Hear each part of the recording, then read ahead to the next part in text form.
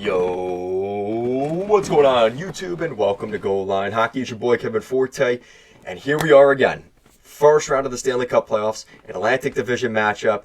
Who other than the Toronto Maple Leafs and the Boston Bruins? You smell that in the air? Yep, that's Bruins and Leafs playoffs hockey. We're going to take a look at this series. Can the Bruins find a way to stave off the Toronto Maple Leafs? And for the Maple Leafs, can they slay the dragon? Can they finally overcome the demon of the Boston Bruins in the 2024 playoffs? We're going to go over that today. So, there is a lot to get to in this series because we know the history. You want to talk about rich history in the Stanley Cup playoffs. It doesn't get much more, especially in the past decade, than the Bruins and the Leafs. We've seen everything, right? We remember that 2011 run. The Bruins ended up winning the Stanley Cup that year. But it all started Game 7, TD Garden, 3-0 lead, or 3-1, 3-0 lead for the Toronto Maple Leafs in the third period, and the utter collapse. And if that wasn't enough for you, in 2020 or 2021, one of those years, basically a decade later, the Bruins and the Leafs battled again. And the same story again. The Bruins down in the game, Game 7, and they found a way to win in Boston. There are scars. There are ghosts. There are gravestones of former Toronto Maple Leafs because of the series they've had against the Bruins in the playoffs. This is meaningful for the Leafs, and it's meaningful for the Bruins. But for the Leafs, this is huge. Now, looking at both teams and how they kind of line up going into this series, something that really impressed me. We're going to start off with the Leafs here. The Leafs have been really impressive with their depth scoring. I've been really impressed. You look at their last 10 games, these are the guys getting on the score sheet. So, obviously, you've got Bert, Tyler Bertuzzi, 5 goals, Matthews with 10. Marner doesn't have the goals, but look at the assists. He's picking up his cookies. Then you look through the rest of the lineup, right? Matthew Nyes, even Tavares, right? Tavares getting on the board. Nylander, and then you see some of the depth scoring, even on the third line from Robertson. He's got 4 goals. Really nice to see. You're even seeing some output on the fourth line from guys like Connor Dewar and David Kampf, and even a cookie for Ryan Reeves. So the Toronto Maple Leafs depth has been pretty solid, and that was something that I really was like, wow, this is good. That's an impressive thing for the Leafs, because for the last couple years, it's always been about that top line, or really the big four, right? It's Matthews, Marner, Tavares, and Nylander, and if those 4 guys aren't scoring, well, the Leafs are pretty much packing up and getting ready for golf in the summer. That's not necessarily the case, at least down the stretch here to end the regular season. It's been a good stretch for those guys. Let's see what they can do in the playoffs, but that was something I did want to mention. Another thing I want to mention, the Leafs and their special teams down the stretch was not good. Now, yes, the Leafs still have a top 10 power play, but I think the Leaf fans, again, a little micromanaging, a little bit uneased by the way their power play looked in their final 10 games. I expect them to clean that up, but they're going to need to, because the Bruins are good on the power play as well. They're good special teams. The battle of special teams could be really interesting in this series, because both teams are pretty good throughout the regular season in both categories. Now, the Leafs' penalty kill is obviously a little bit weaker, and that could be a detriment for them against a team like the Bruins with Marchand and Pasternak and Zacha and Coyle at the bumpers.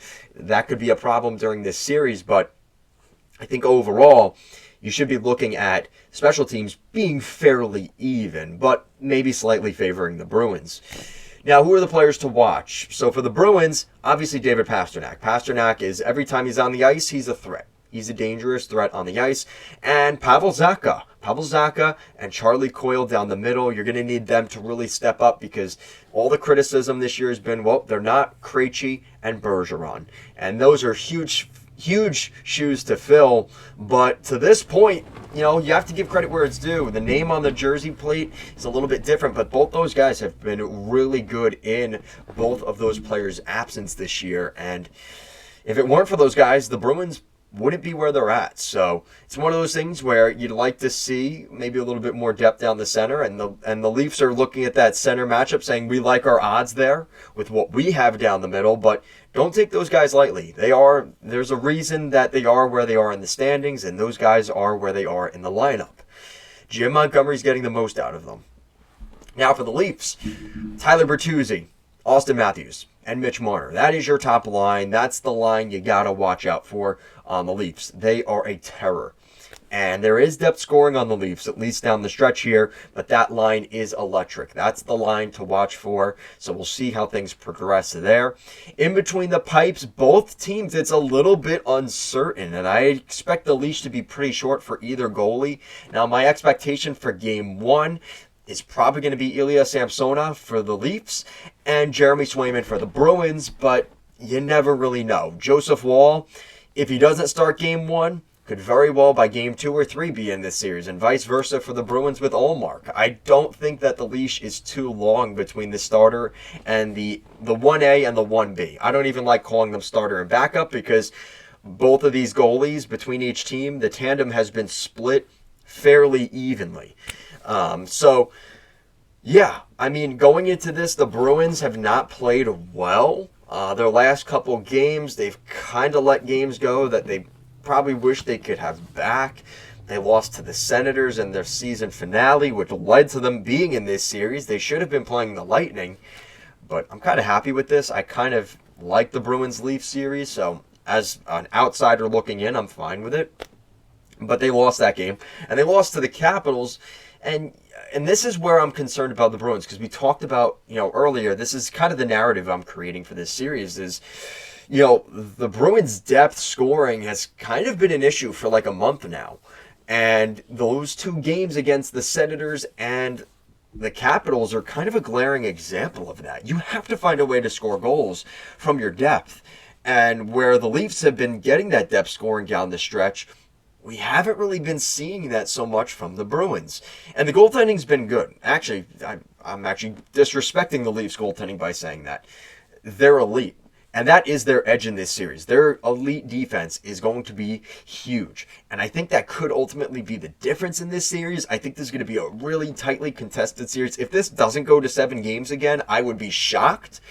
But I just think that the goalie situation is a huge advantage. And where, for Swayman and Ullmark, it's like, who's the best of the best that we have?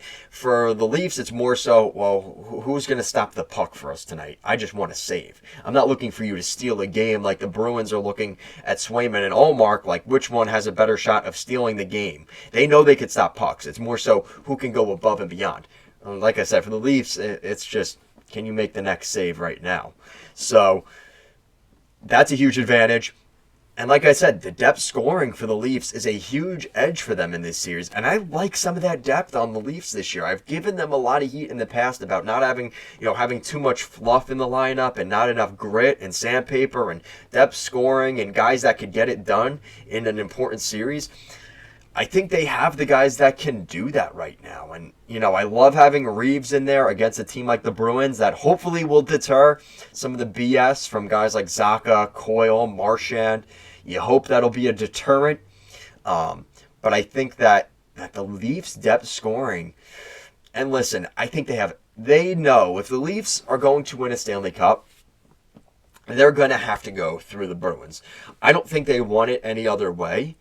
And if they lose this series, they lose the series, and the narrative continues.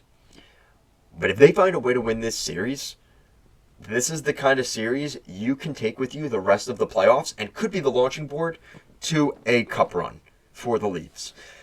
And like I said, I don't think Leaf fans want it any other way. I think if they win the Stanley Cup, if they are going to win a Stanley Cup and break the longest Stanley Cup drought in NHL history right now, they're going to have to go through the Bruins. And I don't think those fans would want anything different. So, with that said, we know the history.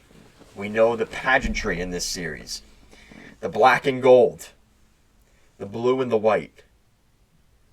I am going to be going with Canada's team. I think the Toronto Maple Leafs win this series in 7 games. I'm really scared making this prediction because I think this is going to be such a tight series. And like I said, I'm not telling you how to spend your money or betting. This is not betting advice. But I would bet this series goes to 7 games. This is one series in particular, maybe one other series between the Panthers and the Lightning, I think could definitely, absolutely go to 7 games. I think this is another example. I think the Bruins and the Bruins and the Leafs, this is as good as it gets. And when these teams are not where they're at in the next couple of years, out of their cup window, we're going to look back at these years between the Bruins and the Leafs and think, damn, those were some really, really good series. And the way we look now at the Capitals and the Penguins, right? Now that is kind of like in the rearview mirror. The Penguins and the Capitals are in the twilights of their playoff years.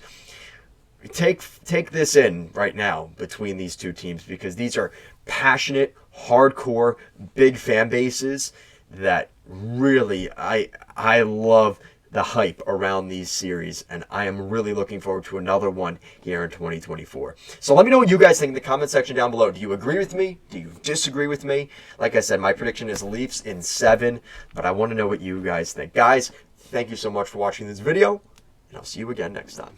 Peace out, guys.